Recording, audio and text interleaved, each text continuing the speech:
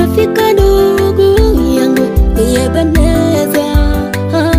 Milima na mabonde sisi tumepita, mateso mengi tumepitia, lakini Bwana hakutuacha tu